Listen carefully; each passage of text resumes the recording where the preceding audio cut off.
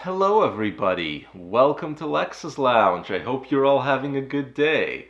I wanted to turn on my camera here and have a little bit of a philosophical discussion about rights and personal sovereignty and government limitations. Because, boy, it seems like that's in the news a lot lately and it's a good time to discuss it. And I wanted to tie it into two things that we're running into in day-to-day life. One always, and one more recently. The first one being seat belts in vehicles. And on that one, I have a controversial opinion. They work, they save many lives. I never even take a short trip in the car without putting my seatbelt on. And I also insist that anybody in the back seat is also wearing their seatbelt, kids, etc. All that stuff said, at the same time, I believe that not wearing a seatbelt shouldn't be illegal. And particularly, I don't feel that you should ethically be able to fine somebody for not wearing a seatbelt. I don't think that it should be the case that you get pulled over and the government can say, well, you're not wearing a seatbelt, pay us. The reason being is that while driving is a privilege, not a right, virtually all laws and rules related to driving are about keeping other people safe from you, the driver. Because let's face it, at the end of the day, you're operating like a 2,000-pound hunk of metal going fast down the road. But seatbelt rules are different. They're about risks that you take with yourself and your own well-being, and that you shouldn't be allowed to take that risk.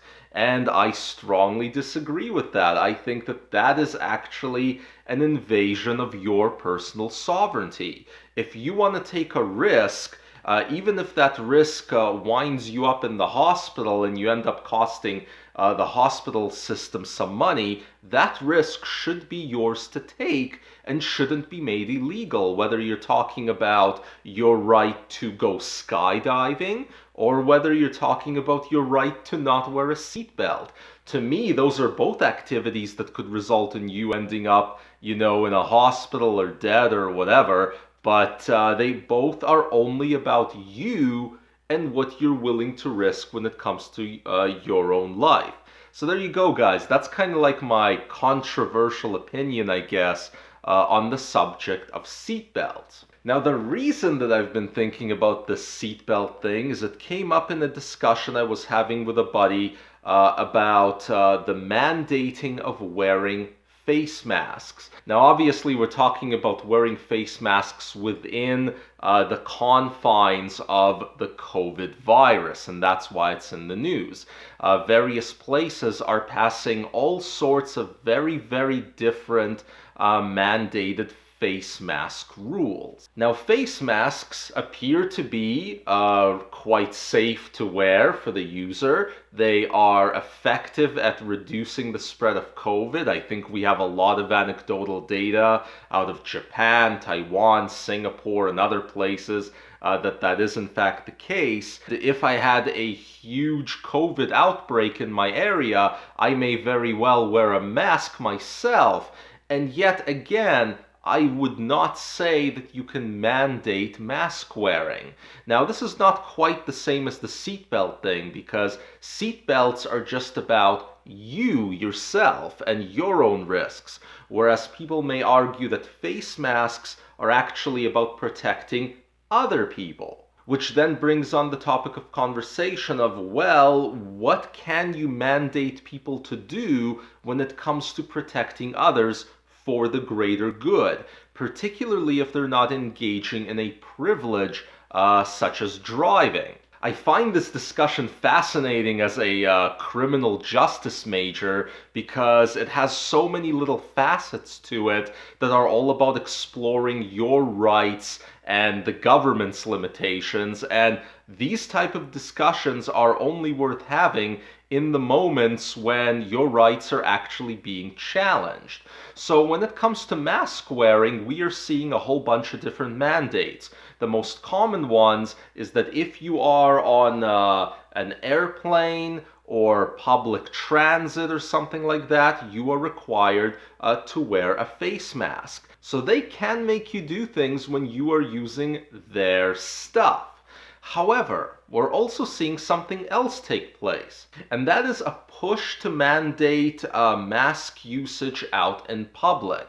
Now, here I would suggest that the government is going way, way, way over their legal restrictions. I was having a discussion with somebody regarding mandated mask wearing, and they go, well, you know, when businesses tell you to wear a mask, when you walk in there, that's kind of like saying no shoes, no mask, no service. Now that's all good and well in a place of business, but if you go out there into the world and you're walking down the sidewalk and somebody is not wearing shoes and you decide, well, that's unclean, or somebody's not wearing a mask and you decide, well, that's unsanitary as well due to COVID, and you tell that person out in the public street, guy minding his own business going somewhere, hey, you have to wear either shoes or a mask, you got a real problem, because now you're definitely infringing on that person's right to self-governance. The counter-argument to that is that in certain situations you can infringe on a person's right to self-governance in cases of extreme public emergency and things like that. However, I would argue that COVID doesn't meet that threshold even remotely. Had COVID been the kind of disease that actually had a 2 to 4% kill rate or something like that, you know, as was advertised months and months ago, that's a conversation you could have.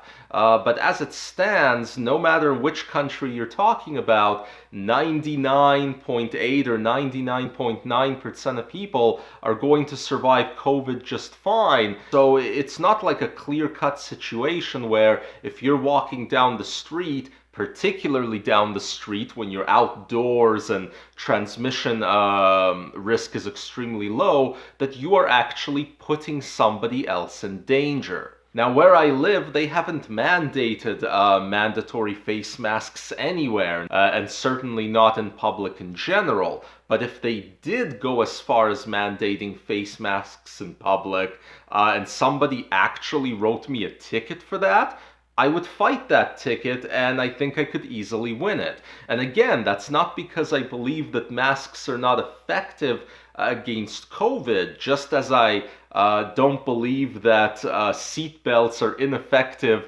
at keeping you alive during a car accident. It's just that in both cases, I care about rights a whole lot more. And the serious tests of whether or not you get to keep your rights and actually care about them legitimately don't occur when everything is hunky-dory and none of this is up for serious discussion.